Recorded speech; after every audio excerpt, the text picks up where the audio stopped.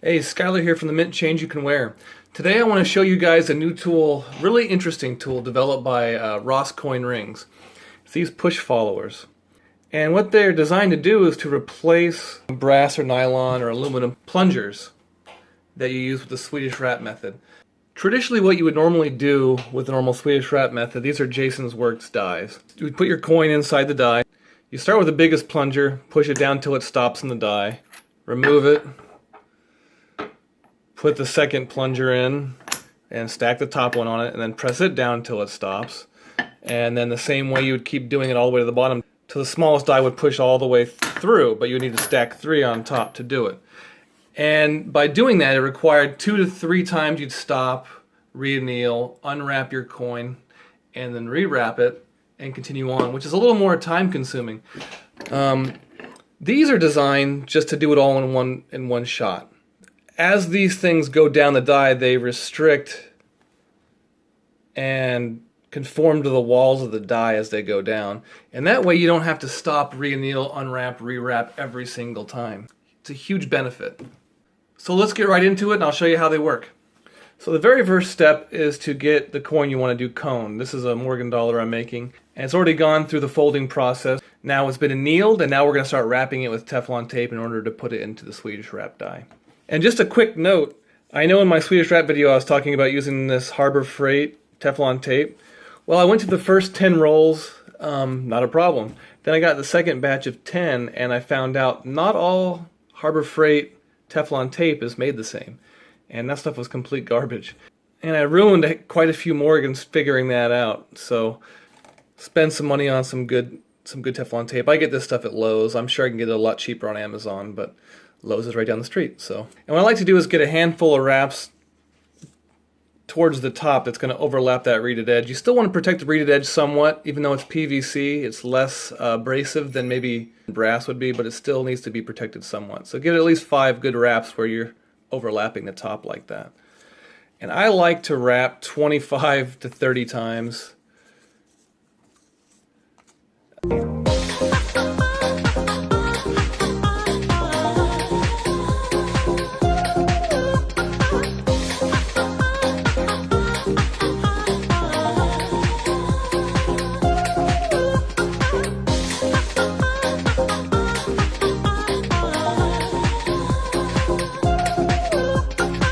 Alright, so we're all wrapped and we're ready to go now. Now the next step, we're going to put this into the die and make sure it's seated in there nice and evenly by pressing down. And we have to make darn sure this thing is seated in there nice and level. And the way I like to do that is just turn this thing upside down and use it to press it down and make sure it's level. And once we know it's level, we'll center this thing onto the coin. The key you want to make darn sure is you could damage these if they're not quite centered, and then one leg will slip into the coin inside of it. That could damage the legs of this. So you got to be really careful right at the start just to make sure it's even on there and you won't have any problems. So even it, and then once it's even and ready to go, we'll go ahead and put it into the press. Now I'm sure you notice I have drawn some lines on here. I just needed a gauge. So these lines more or less are a third of the push follower. And it more or less corresponds to where Jason's plungers stop whenever I'm using his.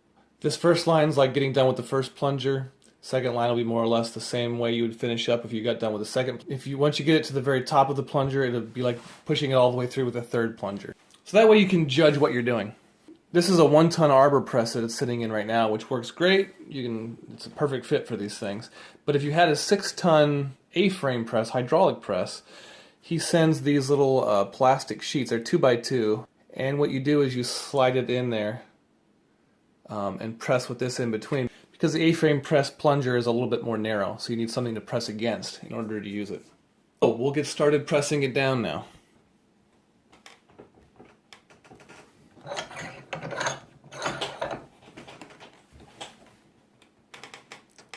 So now that's like we got done with the first plunger in Jason's dies. We can keep going.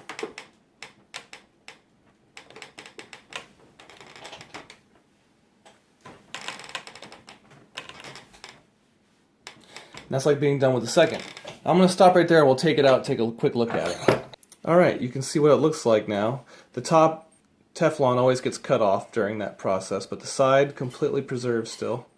And we're down to the equivalent of the second plunger on Jason's die Swedish wrap set.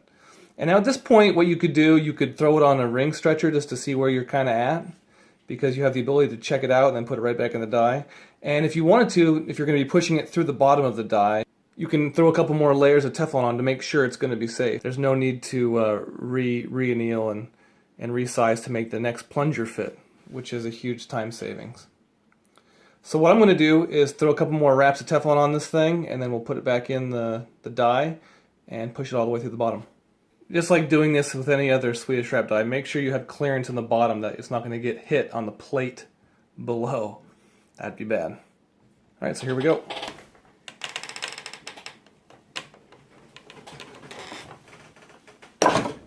And we made it through.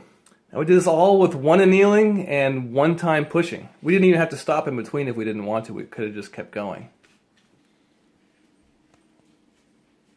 Alright, so there it is. Perfectly preserved Morgan dollar. One annealing, one push.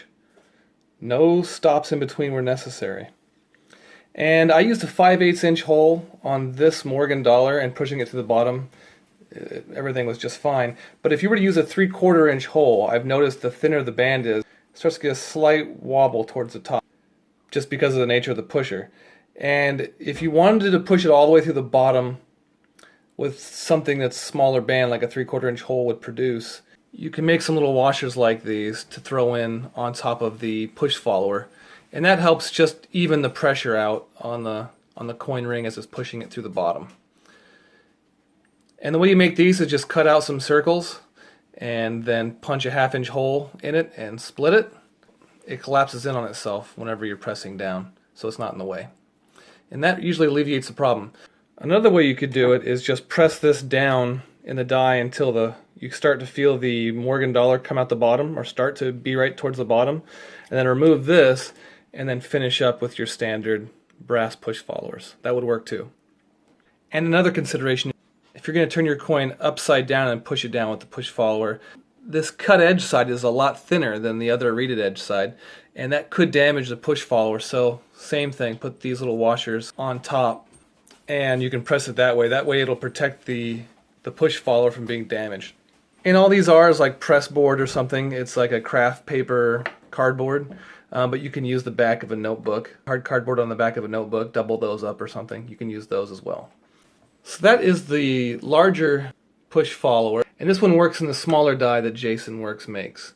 So this one here that we were just using works great with dies about 5 to 7 degrees with openings at the top about 1.4 inches. And the smaller one is designed to be used in, same thing, degree 5 to 7 degrees on the die, ideally, and with openings about 1 inch. And it works exactly the same way the larger one does. One consideration though, since the reeded edge of quarters is a little thinner than like a Morgan dollar, it's a little easier to damage the push follower with the quarter one if it's not seated in there all the way. You'd wrap your $half and all, but you put it in there once it's wrapped. Instead of trying to seat this one perfectly in the middle, what I would just do is just stick the larger one in, compress it until it stops, and then you're good to go with this one. And it would be touching the walls on all points, so that way there's no chance of it sliding off to one side. It's not necessary. You can just be careful and make sure it's even before you start pushing. So that was my review of the Ross coin ring push followers. I'll put a link in the description box below for where you can get those on his Etsy shop. Alright guys, hope that was helpful, and as always, thank you for watching.